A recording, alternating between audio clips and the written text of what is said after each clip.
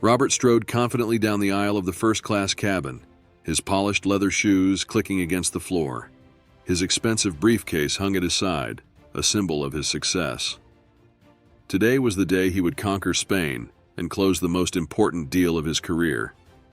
Nothing could dampen his spirits. But as he approached his seat, his upbeat mood took a sudden turn.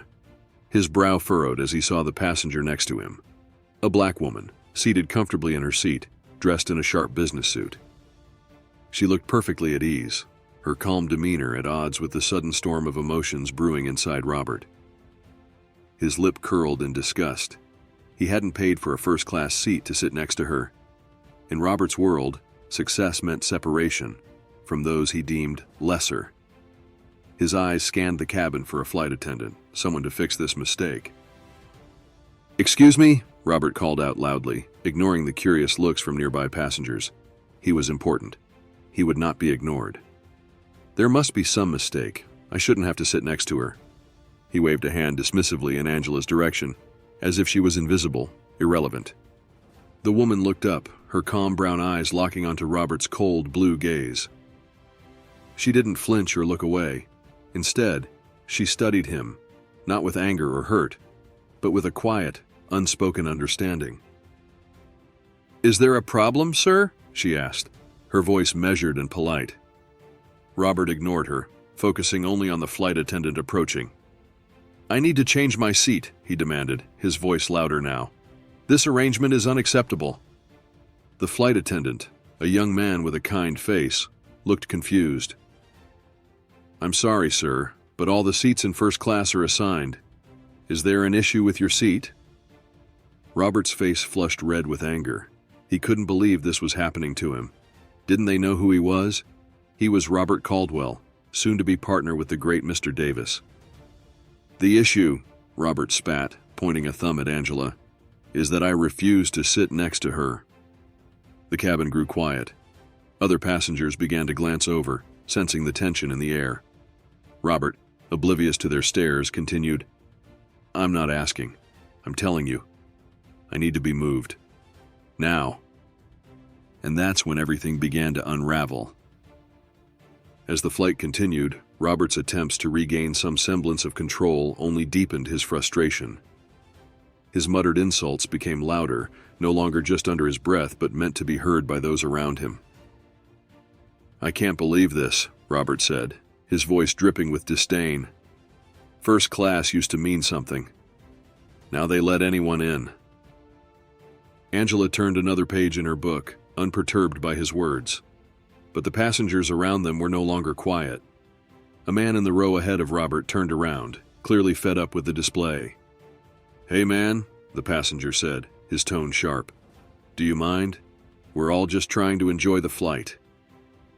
Robert's head snapped towards him, his face flushed with rage. "Do I mind? Are you serious? This has nothing to do with you," he snarled.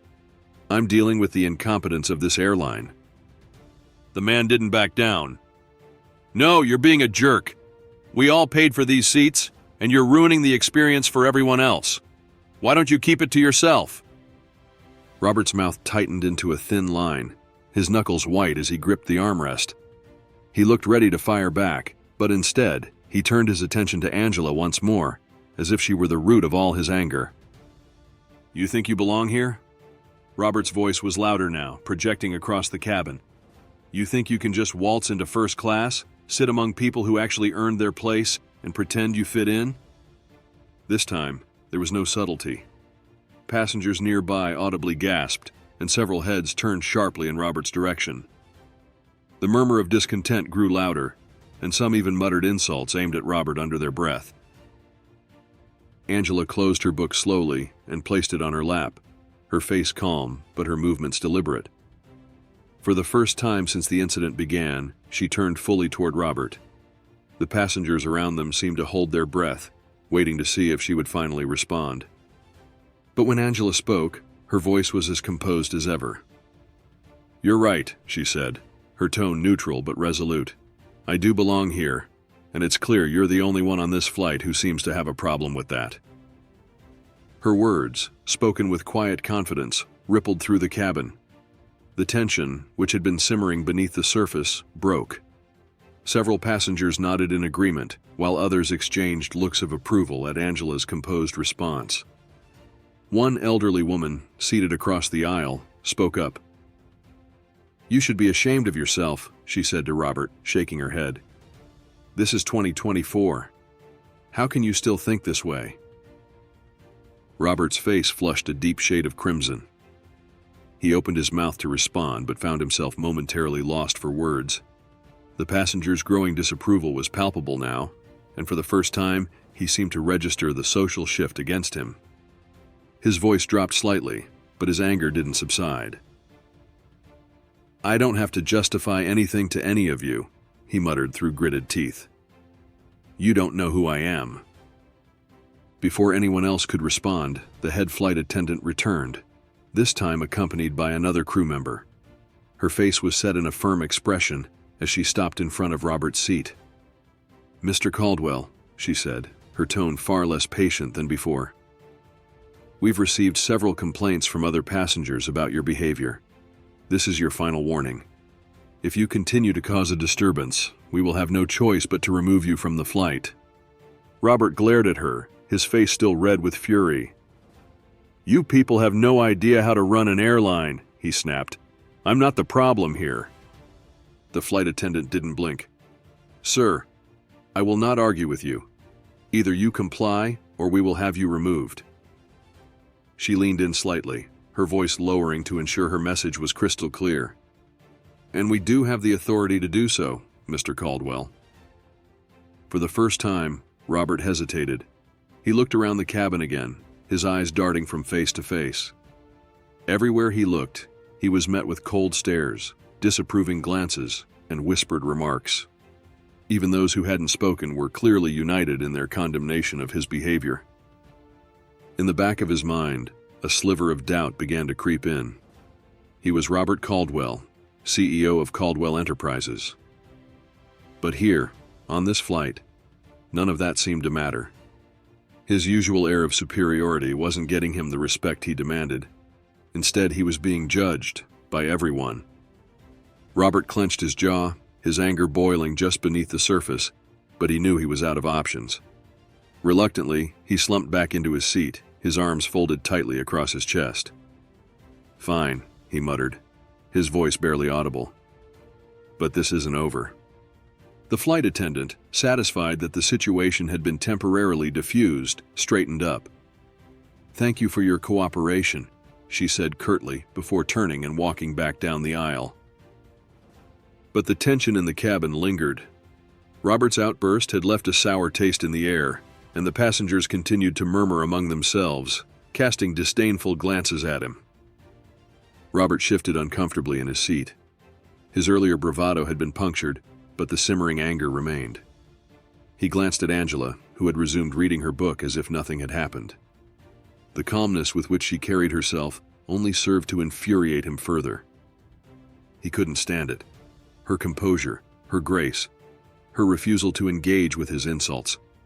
It was as though she was saying without words that he was irrelevant, that he, Robert Caldwell, didn't matter. "What are you so happy about?" he muttered again, just loud enough for her to hear. "You think you've won?" Angela didn't even look up. She simply turned another page, her attention fixed on the words in front of her. Robert gritted his teeth. He turned to look out the window, his hands clenched tightly in his lap. But as the plane continued its flight, a creeping sense of unease began to settle in his chest. Something felt off. His usual sense of control, of dominance, was slipping. And then it hit him. The meeting. Mr. Davis. The very reason he was on this flight in the first place. For the first time, Robert felt a ripple of fear. His behavior had been witnessed by nearly everyone in the cabin. But had Mr. Davis seen it too? The thought sent a shiver of dread down his spine. Unbeknownst to Robert, Mr. Davis had not only seen the entire incident unfold, but was now carefully considering every word, every action. The meeting Robert had been so confident about, the deal that was supposed to be a sure thing, was now hanging in the balance. And Robert had no idea. As Robert stood up, The weight of his own actions began to press harder on him. Each step down the aisle felt heavier than the last. He could still feel the eyes of the passengers burning into his back, a silent condemnation that hung in the air, thick and oppressive. The terminal was bustling with activity, as travelers hurried to their gates or collected their luggage. But for Robert, everything seemed to move in slow motion. He spotted Angela ahead, calmly making her way through the crowd. Even now, after everything, she remained untouched by the storm that had raged around her. She hadn't once faltered. Her poise had been unshaken throughout the entire ordeal. For Robert, the contrast couldn't have been starker. Here he was, the powerful businessman, used to bending people to his will. Yet in the space of a few hours, his control had unraveled. His carefully curated confidence had crumbled. And now he felt like a man with no direction, no power, and no purpose. As he made his way to the baggage claim, Robert's mind raced. His thoughts bounced from one subject to the next. What if Mr. Davis really had seen everything? What if the deal was already dead? How would he explain this failure to his board, to his investors? The more he thought about it, the more his heart raced, and the more the walls seemed to close in around him. He grabbed his suitcase from the conveyor belt and headed towards the exit. His steps were hurried now, desperate to escape the judgment of the other passengers, desperate to put as much distance between himself and Angela as possible. But the further he walked, the heavier his thoughts became. His mind wandered back to the passengers on the plane, the looks of disdain, the whispers. They didn't know him. They didn't understand what it took to be him. To succeed in his world, you had to be tough, uncompromising. You couldn't afford to show weakness. But on that flight, for the first time in years, Robert had felt something he hadn't allowed himself to feel: shame. As he stepped outside into the cool Spanish air, Robert pulled his phone from his pocket. He hesitated for a moment, staring at the screen, before opening his email. He scrolled to the top, where the confirmation for his meeting with Mr. Davis was waiting. His finger hovered over the email, and for a brief moment, he considered canceling the meeting altogether. Wouldn't that be easier, he thought? To just avoid the confrontation, to pretend none of this had happened. But he knew that wasn't an option. His entire career was riding on this deal. He couldn't walk away now, not after all the effort he'd put in. But the closer he got to his hotel, the more the reality of the situation began to settle in. Mr. Davis had likely seen everything. His behavior, his outburst, his pettiness. It had all been on display for the man he had been trying to impress. And now, there was no escaping the consequences. Robert's heart raced as he approached the hotel lobby, the grandeur of the building doing little to calm his nerves. The polished marble floors, the towering columns, the opulence that had once filled him with pride now felt hollow, meaningless. None of it mattered if he couldn't close this deal. As he approached the reception desk, he caught sight of a few other conference attendees, some of whom had been on the same flight. One of them, a middle-aged man in a tailored suit, glanced at Robert as he passed, his expression unreadable. Robert felt a jolt of anxiety. Did the man recognize him? Had he seen the commotion on the plane? The receptionist greeted Robert with a polite smile, but he barely registered her words. His mind was too preoccupied with the looming meeting. He checked in, collected his room key, and made his way to the elevator, his thoughts swirling with a mix of dread and self-doubt. As the elevator doors slid shut, Robert leaned against the wall, closing his eyes for a moment. He needed to pull himself together. He needed to focus. This was just one setback, a minor inconvenience in the grand scheme of things. He could still salvage this. He had to. The doors opened with a soft ding, and Robert stepped out onto his floor, making his way down the long corridor to his suite. His footsteps echoed off the walls, the sound only amplifying the sense of isolation he felt. When he finally reached his room, he fumbled with the key card, his hands trembling slightly. Inside, the suite was immaculate, with large windows offering a stunning view of the city below. Normally, Robert would have taken a moment to appreciate the luxury, but today, it felt like nothing more than a cage. The walls seemed to close in around him as he dropped his suitcase on the floor and collapsed onto the edge of the bed. He buried his face in his hands, letting out a deep, shaky breath. What was he going to do? How could he walk into that meeting with Mr. Davis and pretend that nothing had happened? The memory of the flight, of the passenger's judgment, of Angela's calm, haunted him. He grabbed his phone again, opening the calendar app to check the time of the meeting. He still had a few hours, but the time seemed to be slipping away faster than he could grasp. He scrolled through his emails, reading and rereading the confirmation from Mr. Davis's assistant. As he stared at the screen, his mind began to drift. He thought about the conversation he had overheard on the plane, the whispered comments from the passengers, the looks of disdain they had given him. It was as if, in that moment, he had become someone else, someone weak, someone insignificant. And then there was Angela. Why hadn't she fought back? Why hadn't she said anything in her defense? Robert had expected a confrontation, an argument, a fight. But instead she had sat there, unflinching, dignified, as if his words meant nothing, as if he meant nothing. The thought gnawed at him. For the first time, Robert began to wonder if he had misjudged her, if perhaps his actions had revealed more about him than they had about her. The realization was unsettling, and Robert didn't know how to process it. He stood up and walked to the window, staring out at the sprawling city below. The sun was beginning to set, casting a golden glow over the rooftops and streets. Normally, this view would have filled him with a sense of accomplishment, a reminder of the success he had achieved. But today, it felt empty. The knock on the door startled him. Robert turned, his heart skipping a beat. He hadn't been expecting anyone. For a moment, he thought about ignoring it, but the knock came again, more insistent this time. He opened the door to find a bellhop standing there, holding an envelope. "Mr. Caldwell," the bellhop said, handing him the envelope. "This was just delivered for you." Robert took the envelope, nodding absently, as the bellhop disappeared down the hallway. He closed the door and tore it open, his stomach twisting with unease. Inside was a simple note, written in neat, formal handwriting. "Mr. Caldwell, I look forward to our meeting.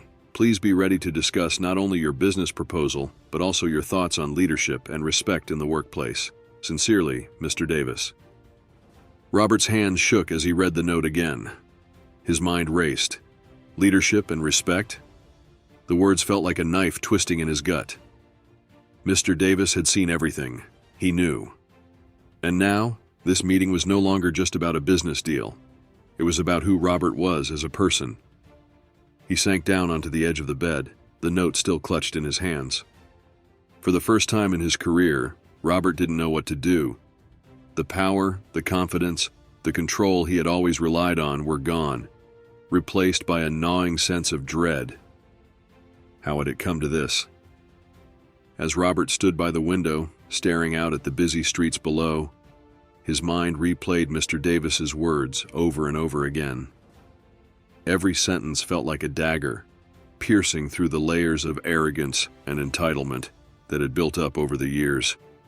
The reality of the situation was sinking in slowly, painfully.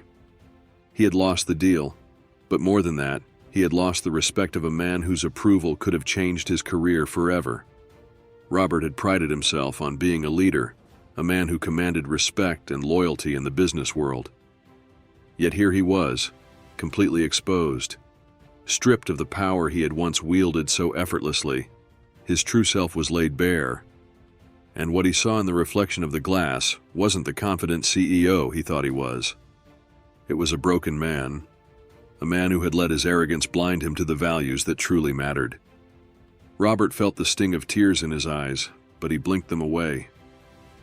He couldn't allow himself to break down, not here, not now. But the weight of his failure pressed down on him, suffocating, leaving him no space to breathe. He could no longer pretend that this was just a small setback. His entire life had been built on the idea that success meant power, wealth, and dominance. And now, in the space of one short meeting, it was crumbling around him. The knock on the door startled him out of his thoughts. Robert turned, his heart pounding in his chest. He wasn't expecting anyone. For a moment, he debated whether or not to answer, but the knock came again, this time more insistent. Reluctantly, he walked to the door and opened it. Standing on the other side was Mr. Davis. Robert's eyes widened in surprise.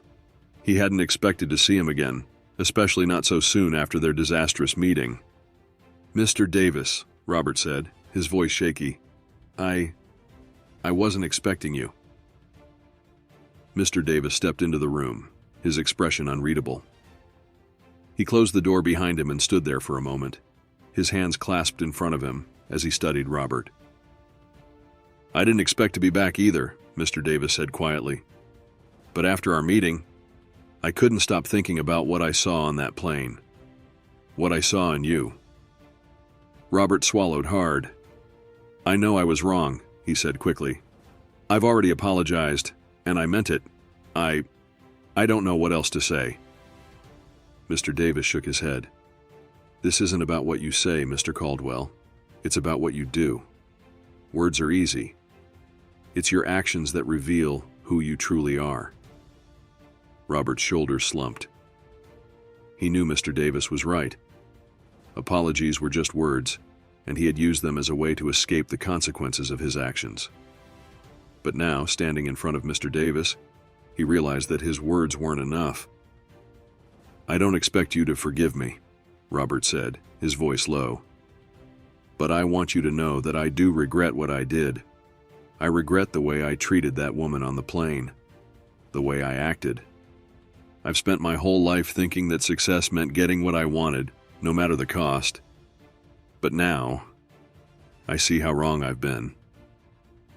Mr. Davis watched him in silence for a moment, his sharp eyes taking in every word, every gesture. Then, after what felt like an eternity, he spoke. "Do you know who that woman was?" Robert blinked, confused by the sudden shift in the conversation. "The woman on the plane?" Mr. Davis nodded. "No," Robert admitted. "I don't." "That woman," Mr. Davis said, his voice steady, "was Angela Johnson, the keynote speaker for this conference. She's one of the most respected entrepreneurs in the world, a leader in promoting diversity and inclusion in the business sector. And you treated her like she didn't belong." Robert's heart sank. He had no idea. He had been so blinded by his own prejudice and arrogance that he hadn't even considered that Angela might be someone important, someone who had earned her place in first class through hard work and dedication. And now, the realization hit him like a ton of bricks. I didn't know," Robert whispered, his face pale. "I just assumed." "That's the problem, Mr. Caldwell," Mr. Davis said, his tone firm but not unkind. "You assumed. You looked at her and decided, based on nothing but her appearance, that she didn't belong. And that assumption revealed more about you than anything else." Robert felt a lump in his throat, and for a moment, he couldn't speak. His mind raced, trying to process everything. Angela Johnson. The woman he had insulted, belittled, and dismissed as unworthy had not only proven him wrong, but she was the very embodiment of success, of everything he had claimed to value in his own career. Mr. Davis's words echoed in his mind. "This isn't about a second chance. This is about who you are as a person." For the first time in years, Robert felt small, smaller than he had ever felt in his life. "I don't know what to say," Robert finally whispered, his voice thick with emotion. "I've been such a fool." Mr. Davis didn't respond immediately. He simply watched Robert, his eyes filled with something that Robert couldn't quite place. Was it pity? Disappointment? Or something else? Finally, Mr. Davis spoke again, his voice softer now. "The truth is, Mr. Caldwell, we've all made mistakes. We've all had moments when we let our worst selves take over. But the question is, what are you going to do about it?" Robert looked up at him, his eyes filled with regret. "I don't know," he admitted, his voice barely above a whisper. "I don't know how to fix this." Mr. Davis nodded slowly. "The first step is recognizing that you have a problem. And I think you've done that. But recognizing it isn't enough. You need to change." Robert's hands trembled as he stood there, the weight of his failure pressing down on him like a lead blanket. For so long, he had believed that power and success came from being ruthless, from always being in control. But now, standing in front of Mr. Davis, he realized that true power didn't come from dominating others. It came from something much deeper, from integrity, respect, and humility. "Mr. Davis," Robert said, his voice shaking, "I don't know if I can fix this. I don't know if I can be the man you're asking me to be." Mr. Davis smiled faintly. "I'm not asking you to change overnight, Mr. Caldwell, but I am asking you to try. Because if you don't, you'll continue down the same path, and eventually there won't be anything left for you to salvage." Robert swallowed hard, his throat tight. He knew Mr. Davis was right. If he didn't change, if he didn't find a way to be better, he would lose everything: his career, his reputation, and most importantly, his self-respect.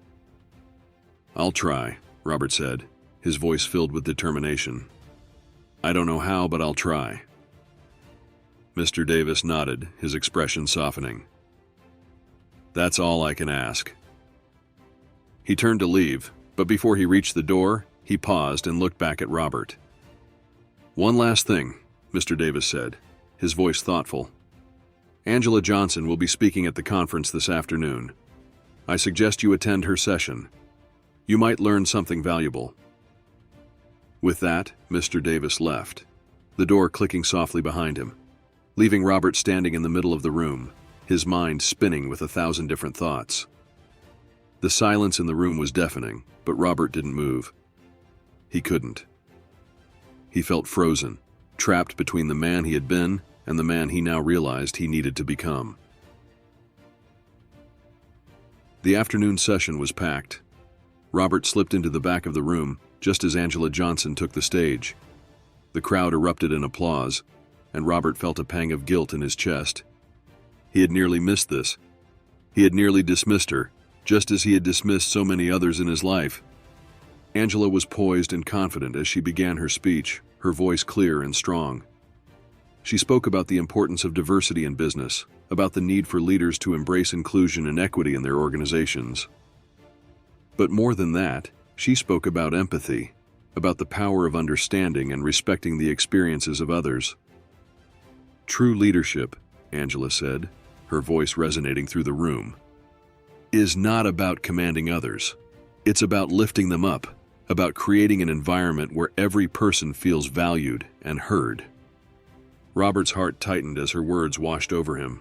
For so long, he had believed that leadership was about dominance, about proving that he was stronger, smarter, more capable than everyone else. But Angela's words cut through that belief like a knife. She was right. Leadership wasn't about power. It was about respect, about empathy, about lifting others up instead of tearing them down. As Angela continued her speech, Robert found himself hanging on her every word. He could feel the weight of his past actions pressing down on him.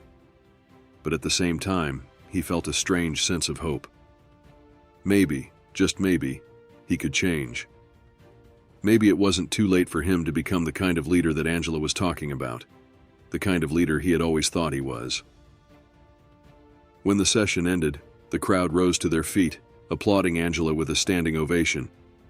Robert joined them, his hands clapping louder than anyone else's. But as the applause died down and people began to file out of the room, Robert lingered at the back, unsure of what to do next. He wanted to talk to Angela, to apologize, to explain himself. But how could he?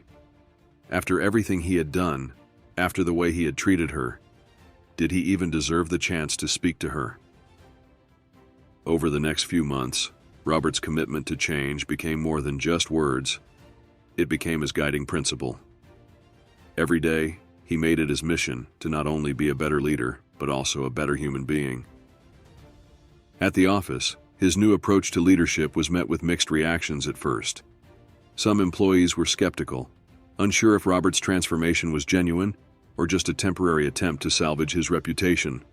After all, Robert had spent years cultivating a reputation as a ruthless businessman, and many wondered if someone so entrenched in his ways could truly change. But Robert didn't let their doubts discourage him. He knew that real change didn't happen overnight, and it didn't happen just by saying the right things. It happened through consistent, meaningful action. One of the first initiatives Robert implemented was a series of listening sessions with his employees. He wanted to hear their concerns, their ideas, and most importantly, their stories. For years, he had been so focused on his own success that he had never stopped to listen to the people who worked for him, the people who made his company run day in and day out. Now, he wanted to change that. The first few sessions were awkward, with employees unsure of how honest they could be with their CEO. But as Robert listened attentively, without interrupting or defending himself, they began to open up. They told him about the toxic work environment that had developed under his leadership, how they had felt undervalued, unheard, and sometimes even afraid to speak up. Robert was humbled by their honesty. It wasn't easy to hear, but he knew it was necessary. He had spent so many years believing that success was all that mattered, that as long as the company was profitable, everything else would fall into place. But now, he realized how wrong he had been. A successful company wasn't just about profits. It was about the people who made that success possible. And those people had been suffering under his leadership. "I want to do better," Robert said at the end of one particularly difficult session. "I know I've made mistakes, and I know I can't fix everything overnight. But I'm committed to making this a place where everyone feels valued and respected." His words were met with cautious optimism. Some employees were still unsure, but others began to see the sincerity in Robert's efforts. Over time, the atmosphere in the office began to shift. The once tense and competitive environment started to give way to one of collaboration and mutual respect. But the changes weren't just happening inside the company. Robert also began to make amends with people outside of his professional life, people he had hurt or alienated in his pursuit of success. He reached out to old friends, colleagues, and even family members with whom he had lost touch over the years. He apologized for the ways he had neglected their relationships, for putting his career above everything else. Some were receptive, grateful for his apology, and willing to rebuild their connection. Others were less forgiving, unsure if they could trust that Robert's change was real. And Robert accepted that. He understood that trust wasn't something he could demand. It was something he had to earn, and he was willing to put in the work to do so. One of the most difficult conversations he had was with his younger brother Daniel. The two had been close growing up, but as Robert's career had taken off, their relationship had slowly deteriorated. Robert had become so focused on his success that he had all but abandoned his family, leaving Daniel feeling hurt and betrayed. When Robert called him, Daniel was hesitant to even answer. But something in Robert's voice, the vulnerability, the sincerity, convinced him to listen. "Daniel," Robert began, his voice shaky with emotion, "I've been thinking a lot about us, about how I've treated you. I know I haven't been the brother you deserve. I've been selfish, and I've put my career above everything else, including you, and for that, I'm truly sorry." There was a long pause on the other end of the line before Daniel finally spoke. "You really hurt me, Robert," he said quietly. "You were never there when I needed you. I've spent years trying to understand why my own brother didn't care." The weight of Daniel's words hit Robert like a punch to the gut. He had been so wrapped up in his own world that he hadn't even realized the pain he had caused. "I know," Robert whispered, his voice thick with regret. "I can't take back what I've done, but I want to make it right. I want to be there for you, if you'll let me." Daniel was silent for a moment, and Robert held his breath, waiting for his response. "I don't know if I can just forgive you, Robert," Daniel said finally. "But I'm willing to give you a chance. Let's see if you really mean it." Robert nodded, even though Daniel couldn't see him. "That's all I can ask for," he said softly. "Thank you." At the office, Robert continued to push for meaningful changes. He worked closely with his HR department to develop new policies aimed at promoting diversity and inclusion, ensuring that his company became a place where everyone, regardless of their background, could thrive. He also implemented mentorship programs for employees from underrepresented groups, providing them with the support and guidance they needed to advance in their careers. One day, during a meeting with his senior leadership team, Robert made an announcement that surprised everyone. "I've decided to step back from the day-to-day operations of the company," he said, his tone steady and resolute. "It's time for new leadership, someone who can take us into the future with the values that matter most. I'll still be involved in a strategic role, but I'm appointing a new CEO."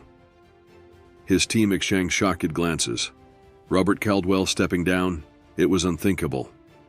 He had built the company from the ground up, turning it into a powerhouse in the industry. But now, he was walking away. Robert smiled at their reactions. "It's time," he continued. "I've learned a lot over the past few months, and one of the biggest lessons is that leadership isn't about holding on to power. It's about knowing when to let go. I trust all of you to continue the work we've started, and I know that whoever takes over as CEO will lead this company with the integrity and empathy we've been working towards." Outside of work, Robert's involvement in Angela's diversity initiative deepened. He attended more events, spoke at conferences, and used his platform to advocate for inclusion in the business world. His transformation was becoming known across the industry, and many began to see Robert not as the ruthless businessman he once was, but as someone who had truly changed. At one event, Robert was invited to give a speech about his journey. Standing in front of the audience, he felt a wave of emotion wash over him. He had come so far from the man he used to be, and now he was ready to share his story in the hopes that it might inspire others. "I was wrong," Robert began, his voice steady but filled with emotion. "For so many years, I believed that success was about power, wealth, and control. I thought that as long as I was on top, nothing else mattered. But I was blind. I hurt people along the way, people who deserved better. And it took a long time for me to realize that true success isn't about power. It's about integrity, empathy, and lifting others up." The audience was silent, listening intently as Robert continued. "I'm not perfect, and I'm still learning every day. But what I've learned is this: it's never too late to change. It's never too late to make things right. And if I can do it, anyone can." As Robert finished his speech, the room erupted in applause. But it wasn't the applause that mattered to him. What mattered was the hope that his story might encourage others to reflect on their own actions, to recognize that real success comes from how we treat others, not from how much we can achieve. In the months that followed, Robert's life continued to change. He found joy in small things again, spending time with his family, mentoring young professionals, and working with Angela's organization to promote diversity and inclusion in industries where it was desperately needed. And though there were still moments of doubt, moments when he wondered if he could ever truly make up for his past mistakes, Robert knew that he was on the right path. The road to redemption was long and difficult, but it was one worth traveling. As Robert stood on the balcony of his office, overlooking the bustling city, he felt a sense of peace he hadn't known in years. The journey to this moment hadn't been easy, filled with regret, hard lessons, and countless moments of self-reflection. But through it all, Robert had discovered something far more valuable than any business deal or corporate victory. He had found purpose. In the months since his transformation began, Robert had continued to work tirelessly, not just for his company, but for himself. He had learned that real success wasn't measured by the power he wielded or the wealth he accumulated. It was measured by the impact he had on the people around him. His company had evolved too. The once cutthroat and competitive atmosphere had been replaced by one of collaboration and respect. Employees felt valued, diversity was celebrated, and new leadership was pushing the business into the future with a fresh vision rooted in empathy and integrity. The mentorship programs Robert had championed were thriving, and for the first time, the company was attracting top talent from a variety of backgrounds.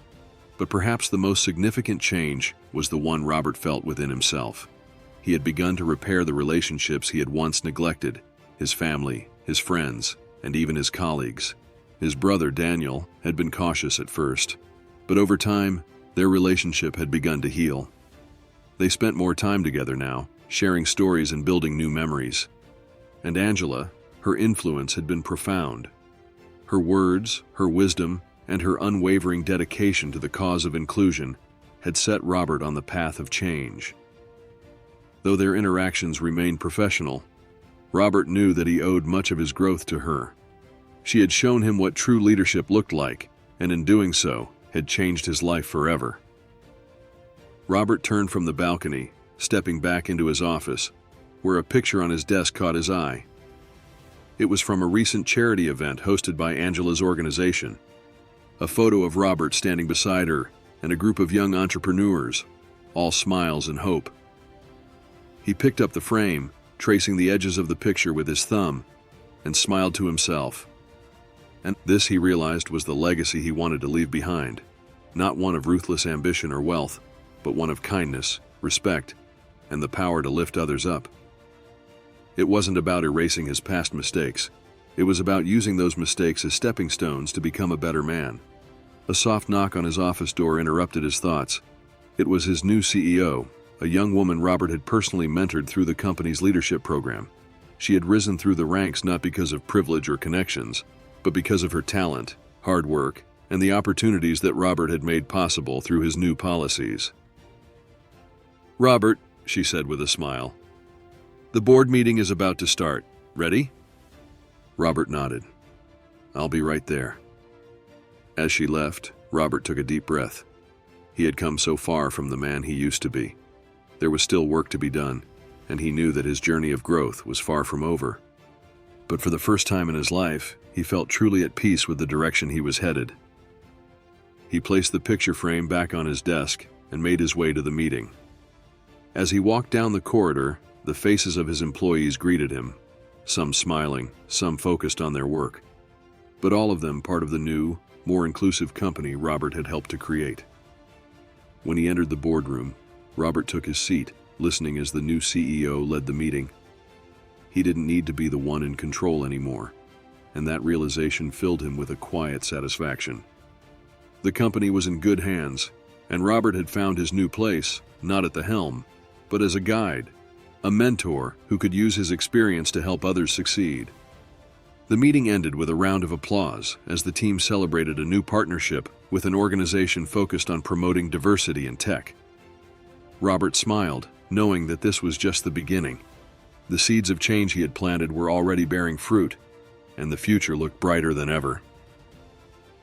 As he left the boardroom and stepped into the afternoon light, Robert took a moment to reflect on the journey that had brought him here. From the man who had once believed that power and wealth were the only measures of success to the man who now understood that real success was about the lives he touched and the positive change he inspired. For the first time in his life, Robert didn't feel the weight of his past failures pulling him down. Instead, he felt the strength of his newfound purpose lifting him up. He had learned that it was never too late to change. And as he walked away from the office towards a new chapter of his life, Robert knew that this was just the beginning of the legacy he wanted to leave behind.